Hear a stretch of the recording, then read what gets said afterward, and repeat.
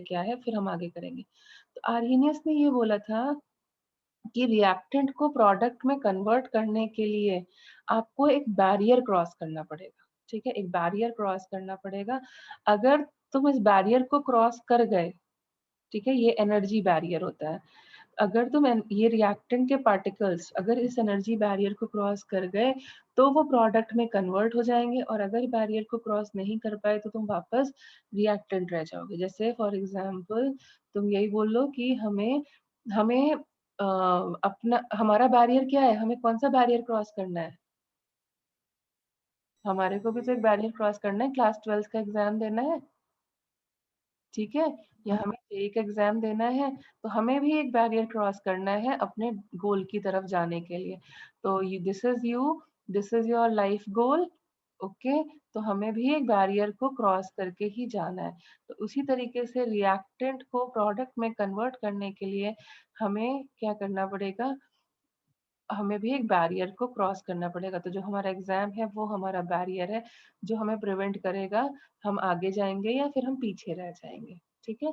तो अब चाहे कोई भी रिएक्शन हो, चाहे वो एक एंडोथर्मिक रिएक्शन हो, एंडोथर्मिक रिएक्शन का मतलब क्या होता है, what is an endothermic reaction? Heat Heat is absorbed during yes the reaction. provided or you can say absorbed। अब हीट क्यों ऑब्जॉर्ब करनी पड़ रही है, क्योंकि रिएक्टेंट जो है वो कम हीट पर है, heat of reactant is less and heat of product is high, तभी तो हमें उसे पहुंचाने के लिए एक्स्ट्रा देनी पड़ रही है। Can you follow this? Yes, ma'am. Reactant की हीट कम है और प्रोडक्ट की हीट ज्यादा है, ये हो गई हमारी हीट, ठीक है।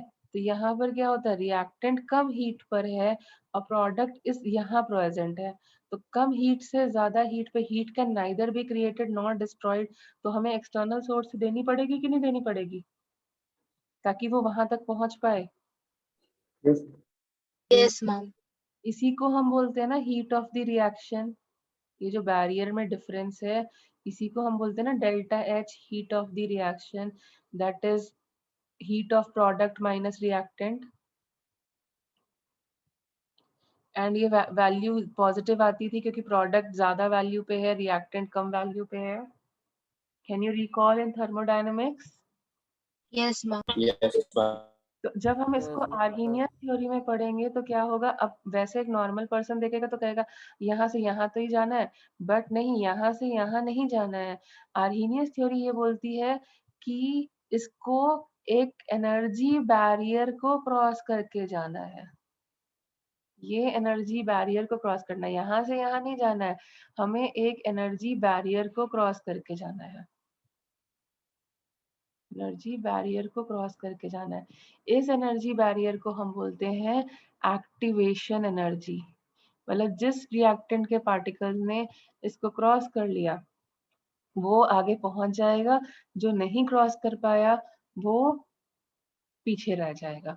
मतलब जैसे फॉर एग्जांपल हम वही बोलते हैं, सपोजिंग हम बोलते हैं कि 180 मार्क्स जो हैं वो कट ऑफ है, तो 180 मार्क्स का मतलब हो गया हमें कितने क्वेश्चंस करके आने चाहिए, इसको 4 से डिवाइड करो, 4 4 जा 16, कितना बचा, 7 8 45 क्वेश्चंस, ठीक है। तो क्या हम टारगेट ये लेके जाएंगे कि हम सिर्फ 45 क्वेश्चंस करके आए, या तुम इससे ज्यादा का करके आओगे? What will you do? 180 is the cut off score, तुम्हें 180 स्कोर करना है, क्या करोगे तुम, सिर्फ 45 क्वेश्चंस करके आओगे, 1 क्वेश्चन इज ऑफ 4 मार्क्स, या फिर इससे ज्यादा करोगे? ज्यादा। Some ज्यादा little bit more. ज्यादा करेंगे। क्योंकि ऑब्वियस सी बात है, क्यों ज्यादा अटेम्प्ट करने की कोशिश करें, क्योंकि हो सकता है इनमें से हमारे कुछ क्वेश्चंस बाई चांस नेगेटिव हो जाए, हमसे सिली मिस्टेक हो जाए, तो हम क्या टारगेट करेंगे, हम कोशिश करेंगे कि हम 50 तो आराम से करें कि अगर 5 हमारे नेगेटिव भी चले जाए तो भी हम कट ऑफ को अचीव कर जाए, ऐसा सोचेंगे कि नहीं सोचेंगे?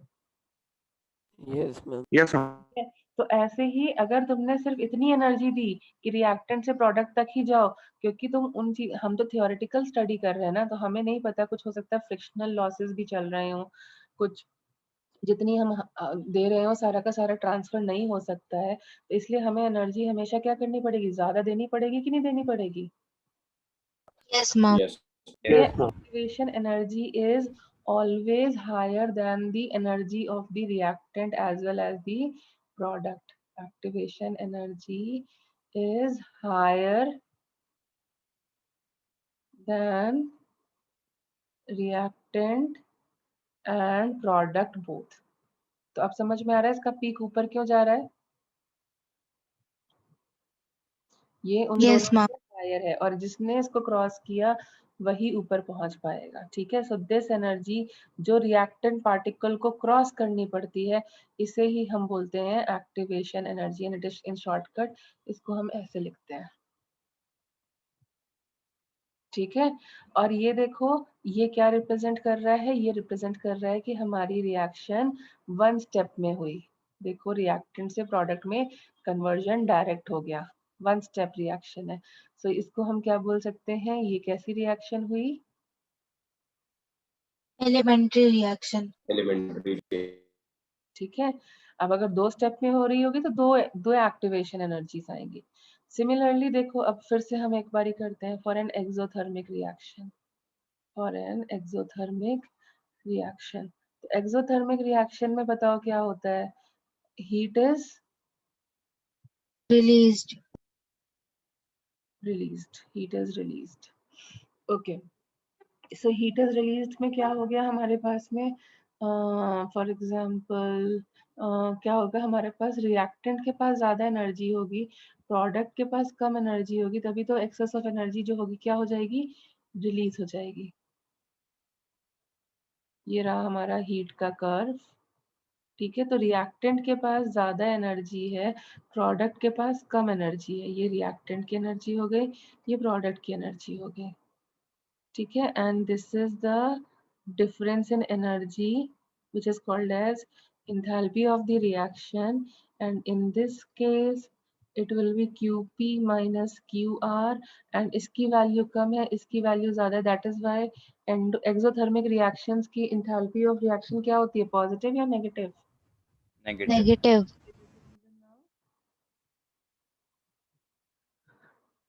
ठीक है. अब देखो इसमें भी ऐसा नहीं होगा कि ये नीचे नीचे से चला जाएगा. यहाँ पर भी हमारा एनर्जी बैरियर दोनों के ऊपर से जाएगा. हर एक केस में एनर्जी बैरियर इन दोनों के ऊपर होता है. तो ये रही हमारी एक्टिवेशन एनर्जी यहाँ से यहाँ तक की. Sorry, activation energy. रिएक्टेंट्स को इतनी एक्स्ट्रा एनर्जी गेन करनी पड़ेगी तभी वो प्रोडक्ट में कन्वर्ट हो पाएंगे, अदरवाइज नहीं कन्वर्ट हो पाएंगे. Can you follow it? Yes, Yes, ma'am. Reactant particle को इतनी एनर्जी एक्स्ट्रा करनी ही पड़ेगी वरना वो कन्वर्ट नहीं हो पाएंगे. ओके. हमें ज्यादा मेहनत करनी ही पड़ेगी वरना हम प्रोडक्ट में कन्वर्ट नहीं हो पाएंगे. ठीक है. तो ये आर्हीनियस ने हमें स्टडी करके दिया था. अभी ये देखो रिएक्टेंट प्रोडक्ट कन्वर्ट हो गया फटाफट. तो ये कैसी रिएक्शन आ रही है अभी भी? Elementary reaction. बट सपोजिंग इसी का कर्व, सॉरी अभी इसी में हम लोग बनाते हैं, इसी में हम लोग बनाते हैं नेक्स्ट. One more time.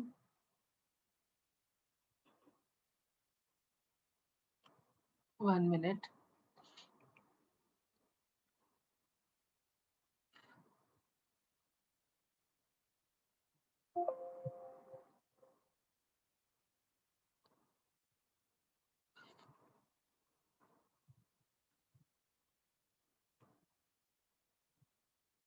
ठीक है. तो अभी इसमें मैंने तुम्हारे को एक डिफरेंट वे में कर्व बनाया. फॉर एग्जांपल यही है हमारे पास एक कर्व और इधर से गए, पहले हम गए ऐसे, फिर हम ऐसे गए एंड देन यहाँ पे प्रोडक्ट बन गया.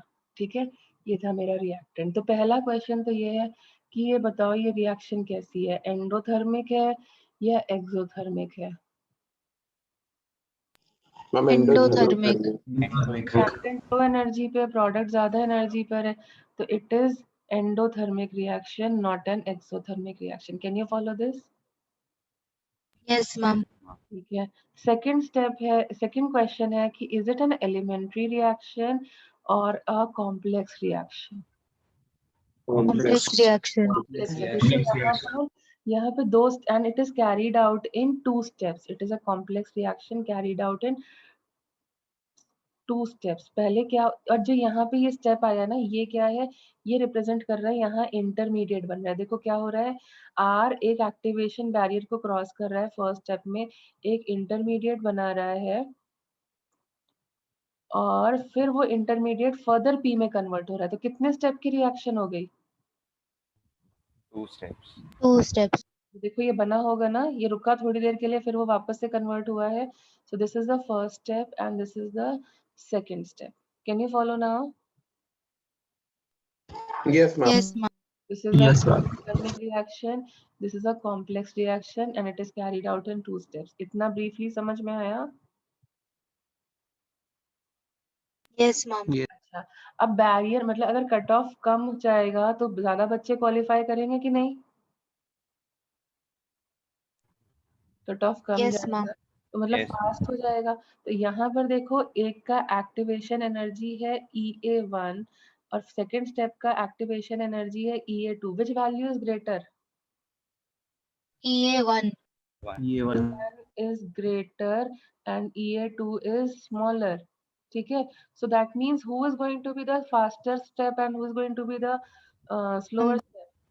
Second step is the faster one. obvious सी बात है, एक्टिवेशन एनर्जी लो, मतलब बैरियर कम है तो हम फटाफट क्रॉस कर जाएंगे. तो if EA activation energy is low, that means the step will become faster. Can you follow this thing? Yes, ma'am. Activation energy low मतलब फास्टर स्टेप. ठीक है, तो यहाँ पर अगर मैं तुमसे पूछूं which one is the faster step? Which one will be the faster step? First step or the second step? Second step. And so first step which one will be the rate determining step? First one. तो इस type के अगर graphical questions दिए जाते हैं तो अब उनके बेसिस पे तुम आंसर कर पाओगे. मैम ये स्लो कैसे बताया, एक बार बता दीजिए. क्योंकि उसकी एक्टिवेशन एनर्जी ज्यादा है तो कम लोग क्वालिफाई कर पाएंगे ना. Yes ma'am. कब लोग कर पाएंगे तो स्लो होगा कि नहीं. हमें रिएक्टेंट से इंटरमीडिएट कन्वर्ट करने के लिए ज्यादा टाइम लगेगा कि नहीं लगेगा? Yes ma'am. तो मतलब जिसकी ज्यादा एक्टिवेशन एनर्जी है वो स्टेप स्लो होगा. ऑब्वियसली डिफिकल्टी लेवल ज्यादा है तो ज्यादा एफर्ट मारना पड़ेगा. 10 बारी को यस मैम. करना पड़ेगा. 10 बारी जंप करने का मतलब क्या स्पीड कम हो जाएगी कि नहीं? Yes ma'am. Thank you. ठीक है, अभी तो क्लियर हुआ? यस मैम, हो गया. फाइन. और कैटलिस्ट का काम क्या होता है? कैटलिस्ट क्या करता है? वो कैटलिस्ट का यही, you know what is a catalyst?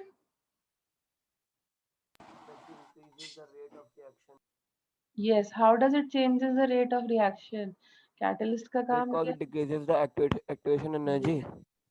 Okay. Activation energy achieve करने में हेल्प करता है. It increases the rate of reaction. तो फिर से जो तुमको अभी लास्ट क्वेश्चन में डाउट आया था, रेट ऑफ रिएक्शन क्यों इंक्रीज कर देता है रेट ऑफ रिएक्शन को? क्योंकि जो हमारी रिएक्शन विदाउट कैटलिस्ट, ये रिएक्टेंट है, ये प्रोडक्ट है.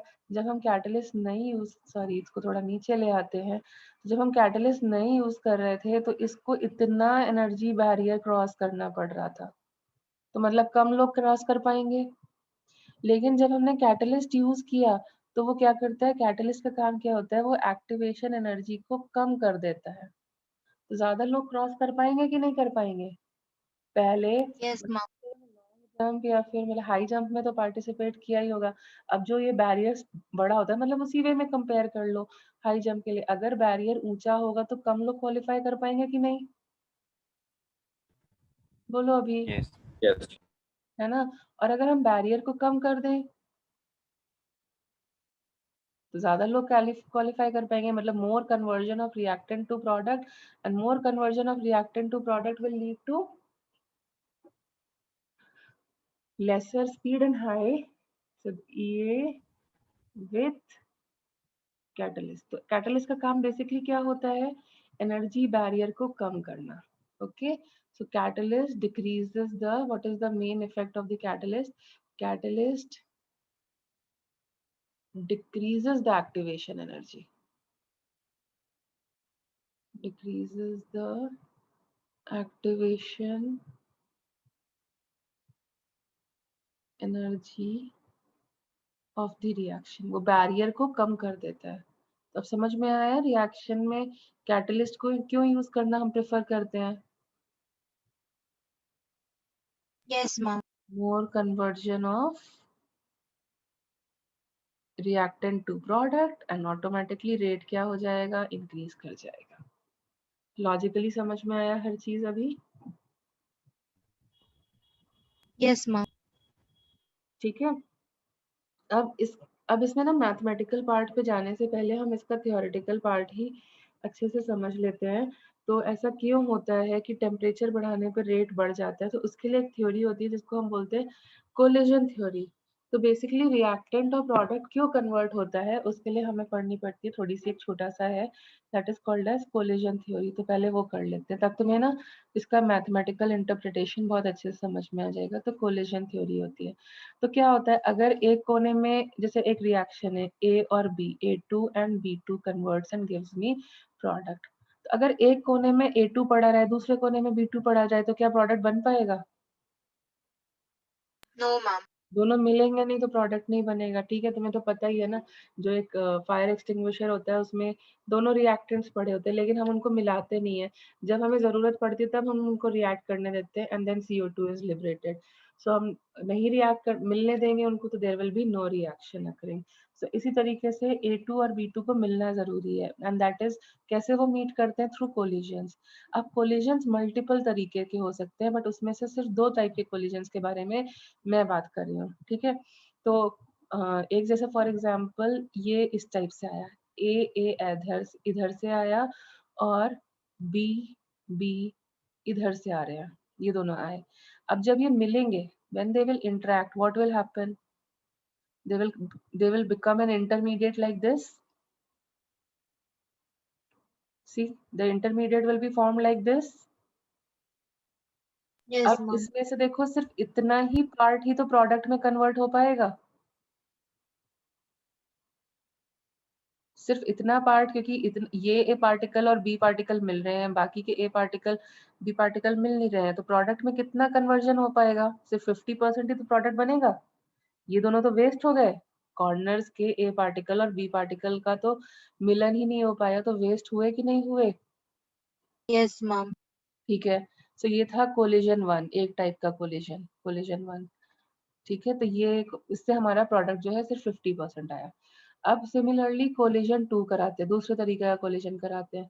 तो इस बार हमने क्या किया, ए पार्टिकल और बी पार्टिकल को कोलॉइड होने दिया, लेकिन कैसे कोलॉइड हो रहे हैं वो इस बारी, this is coming like this and this is coming like this. ठीक है, अब जब ये दोनों मिलेंगे, so they will form an intermediate like this.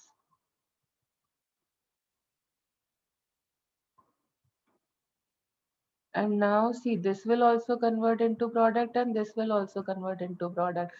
So that means in this way, how much product you will get? 100%. So जब हमारा product कम मिलता है तो इसे हम बोलते हैं ineffective collision. Is it effective? No, ma'am. Effective collision. और यहाँ पर क्या हो रहा है, ये हमें 100% प्रोडक्ट दे रहा है, so this is called as effective collision. ठीक है, तो प्रोडक्ट बनाने के लिए कोलिजन की जरूरत ज्यादा है। Can you gate my point? अगर हम कोई भी रिएक्टेंट Yes. प्रोडक्ट में बना कन्वर्ट करना चाहते हैं तो हमें कोलिजन कराना पड़ेगा, ये तो पहली बात हो गई। और कोलिजन भी रैंडम कोई भी नहीं होना चाहिए, कैसा कोलिजन होना चाहिए? Effective collision. यस, तो जो भी हमारा प्रोडक्ट होता है वो किस पे डिपेंड करता है? नंबर ऑफ, तो इफेक्टिव कोलिजन्स पे। तो rate depends on what? Effective collision. Rate of the reaction depends on effective collisions. ठीक है, सो टेम्परेचर बढ़ाने पर क्या होता है? कोलिजन्स बढ़ेंगे तो फ्रैक्शन ऑफ इफेक्टिव कोलिजन बढ़ेगा या नहीं बढ़ेगा? Yes, भाई ma'am. दो टाइप के Yes, ma'am. कोलिजन्स कंपेयर किए जिसमें से एक इफेक्टिव था और एक इनइफेक्टिव था, मतलब probability of getting a product is half. तो उसी तरीके से तुम 10 टाइप के कोलिजन्स पढ़ लो तो उसमें हो सकता है कि सिर्फ 3 इफेक्टिव हो और बाकी 7 इनइफेक्टिव हो। तो हमें इफेक्टिव कोलिजन ज्यादा चाहिए क्योंकि हमारी एफिशिएंसी हर एक कोलिजन इफेक्टिव नहीं होने वाला है। Every collision is not effective collisions, hence to get more product you need to have more collisions or not. Yes, ma'am. Every Yes, ma'am. collision is not an effective collision. हर एक collision पे product मिलेगा इसकी guarantee नहीं है. So every collision is not an effective collision. ठीक है, हर collision एक effective collision नहीं है. So हमें अगर effective collisions चाहिए, that means number of collisions बढ़ेंगे. जब ज्यादा कोलिजन्स होंगे तो उसमें से इफेक्टिव कोलिजन्स होने की टेंडेंसी बढ़ेगी और इफेक्टिव कोलिजन्स अगर ज्यादा होंगे तो more conversion of reactant to product होगा और जब ज्यादा से ज्यादा रिएक्टेंट से प्रोडक्ट में कन्वर्जन होगा तभी तो रेट बढ़ेगा। Yes. और कोलिजन बढ़ाने का तरीका क्या है, कैसे कोलिजन बढ़ा सकते हैं?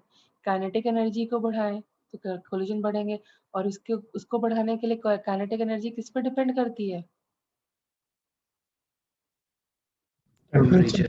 टेम्परेचर पे। तो can you get why temperature depends, why we say कि अगर हम टेम्परेचर बढ़ाते हैं तो हमारे नंबर ऑफ इफेक्टिव कोलिजन्स बढ़ जाते हैं या रेट बढ़ जाता है। Yes, ma'am. और यहाँ पर हम ऐसे भी बोल सकते हैं कि यहाँ पर हमारा क्या बढ़ जाएगा, वैल्यू ऑफ रेट कांस्टेंट बढ़ जाएगा।